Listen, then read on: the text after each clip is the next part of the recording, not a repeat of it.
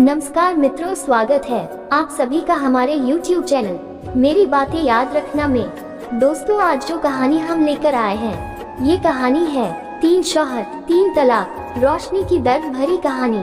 तो चलिए हम शुरू करते हैं इस कहानी को। और अभी तक आप हमारे चैनल को सब्सक्राइब नहीं किया है तो जरूर करें। आपका एक सब्सक्राइब हमारे लिए बहुत महत्वपूर्ण है और ये बड़ी रोचक कहानी है। वीडियो की समाप्ति तक बने रहना, कहानी पूरी तभी समझ में आएगी आपको। चलिए शुरू करते हैं। मेरे शौहर मुझे मारते थे, ताले में बंद रखते थे। मैं भी सोचती थी कि अब तो अब्बू भी नहीं रहे, किसके कंधे पर जाकर सिर रखूं। मैं उनके सारे जुर्म सहती गई। उदास चेहरा, कपकपाती जबान और डब्बाए आंखों से रोशनी अपनी जिंदगी की दर्दनाक कहानी बताते हुए कहती है, कच्ची उम्र में ही पहली शादी हो गई। शादी होने के 1 महीने बाद ही मेरे शौहर विदेश चले गए। अपनी सहूलियत से घर आते मैं भी साथ जाने की बात करती तो मेरी सास और मेरे शौहर दोनों मुझसे मारपीट करते, मुझे गालियां निकालते। वक्त गुजरता गया और इसी बीच मैंने एक बच्ची को जन्म दिया जो मेरे शौहर को नागवार गुजरा। बेटी की खबर सुनकर उन्होंने घर आना ही बंद कर दिया। मैं उनकी खैरियत पूछने के लिए तड़पती रहती, कोई जवाब नहीं देता। फिर एक दिन मेरे हाथ में एक कागज का टुकड़ा थमा दिया गया। मैंने अपनी वालिदा से पूछा, ये क्या है? उन्होंने कहा, तुम्हारे पति ने तुमसे रिश्ता तोड़ लिया, वो अब तुम्हारे साथ नहीं रहना चाहता। ये तलाक के कागज हैं। उस वक्त तो मैं तलाक का अर्थ भी ठीक से नहीं समझ पाती थी। मैंने अपने अम्मी अब्बू को बताया। वालिदा कह रही हैं, तुम्हारे शौहर ने तलाक दे दिया है। ये सुनकर सब परेशान हो गए। बहुत मिन्नत उन्हें बातचीत के लिए बुलाया गया। मेरी अम्मी अब्बू ने समझाने की कोशिश की, लेकिन वे एक न माने और मुझे तलाक दे दिया। मैं अब अपनी नन्ही बच्ची के साथ अम्मी अब्बू के घर पर थी। समझ नहीं आ रहा था क्या करूं। बच्ची का चेहरा देखकर रोती रहती थी, कुछ अच्छा नहीं लगता था। अब्बू कुछ कहते नहीं थे, लेकिन उनका परेशान चेहरा बहुत कुछ बोल देता था। छोटी बच्ची के साथ पहाड़ जैसी जिंदगी कैसे बिताऊंगी? बहुत सारे अनकहे ऐसे सवाल थे जो बार बार एक तीर की तरह कचोटते रहते थे। फिर इसका एक हल निकाला गया। करीबन 3 साल के बाद मेरे लिए रिश्ता आया। मैं निकाह के लिए राजी हो गई।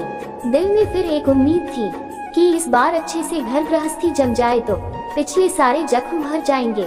बच्ची की पढ़ाई लिखाई भी ठीक से हो जाएगी। लेकिन किस्मत इतना ही साथ देती तो बात ही क्या थी।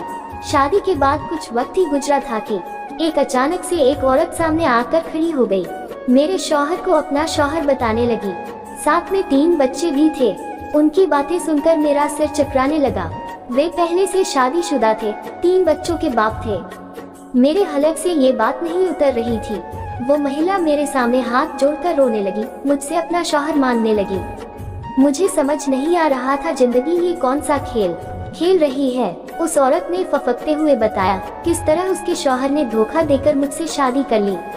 मैं एक औरत होकर एक दूसरी औरत का घर कैसे बर्बाद कर दूं, ये हिम्मत नहीं जुटा पा रही थी। आखिरकार यही तय हुआ, मेरे शौहर मुझे तलाक देंगे। मैंने उसे स्वीकार कर लिया। मैं उस औरत के बच्चों को अनाथ नहीं कर सकती थी। तलाक हो गया। जिंदगी में फिर वही शून्य, जहाँ से सफर की शुरुआत की थी, एक बार फिर वही खड़ी थी, अपनी मासूम बच्ची को लिए अपने अम्मी अब्बू के घर। मैंने सोचा अब खुद ही अपनी बच्ची को पढ़ाऊंगी। उसको पालने के लिए एक छोटी सी नौकरी कर ली। बेटी का स्कूल में दाखिला करवा दिया। वक्त बीतता गया। बेटी 10वीं क्लास में पहुंच गई। सबसे बड़ी बात है कि अब्बू अब बीमार रहने लगे।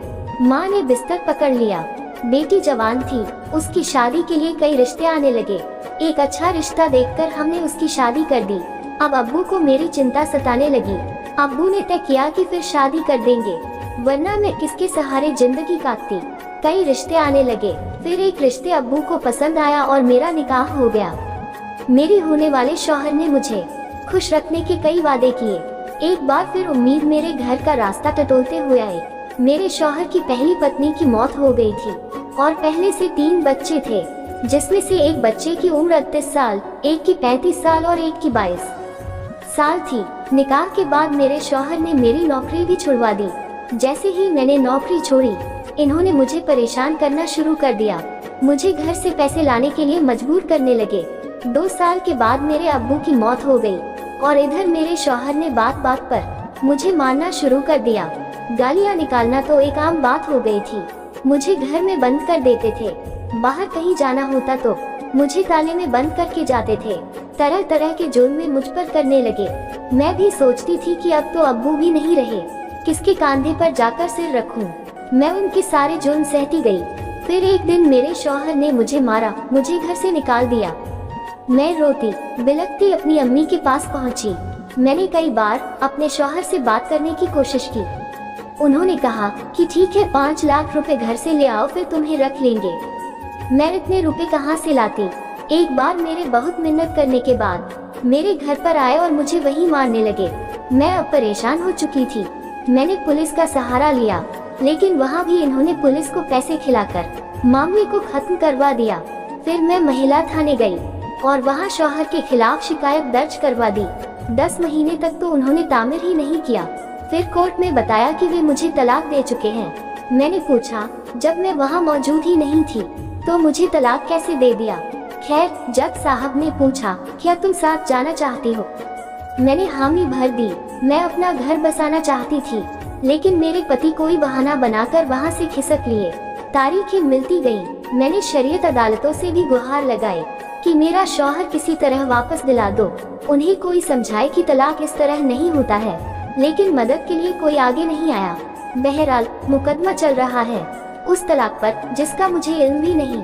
मैं चाहती हूँ जल्दी से इसका फैसला हो और मैं वापस अपने शौहर के पास जाऊँ, वरना एक औरत के लिए अकेले पहाड़ जैसा जीवन काटना तो मुश्किल है। मेरे पास कोई और चारा नहीं।